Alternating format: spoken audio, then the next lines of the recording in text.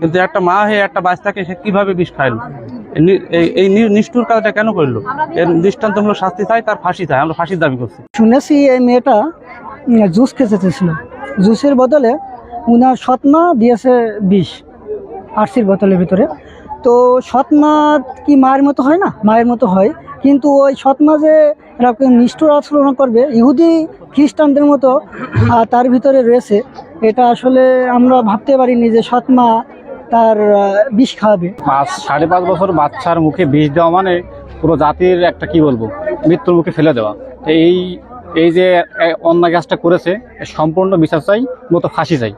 অপরাধ হতে পারে, আমার সাথে আপনার হতে পারে, কিন্তু এই শিশু বাচ্চার সাথে আবার কি শত্রুতা হতে পারে?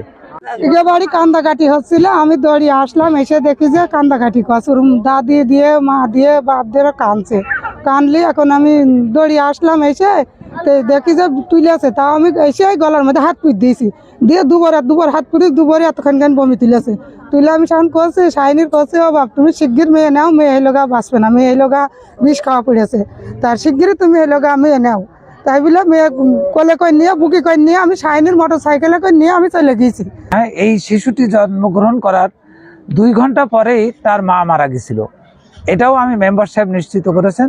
সেখান থেকে তারা এইভাবে মানুষ হতে হতে তার মতো একজন মানুষকে এইভাবে যে একজন সৎ মা তাকে মেরে ফেলতে পারে, এটা আসলেই অত্যন্ত দুঃখজনক এবং এর দৃষ্টান্তমূলক শাস্তি হওয়া দরকার। এ বিষয়ে কোটচাঁদপুর থানার অফিসার ইনচার্জ কবির হোসেন জানান, তদন্ত চলছে, খুব শীঘ্রই অপরাধীকে আইনের আওতায় এনে শাস্তির ব্যবস্থা করা হবে। এ বিষয়ে এখন পর্যন্ত লিখিত কোনো অভিযোগ পাওয়া যায়নি। লিখিত অভিযোগ পেলে আইনগত ব্যবস্থা নেওয়া হবে এবং এই বিষয়ে আমরা ছায়া তদন্ত শুরু করেছি। এ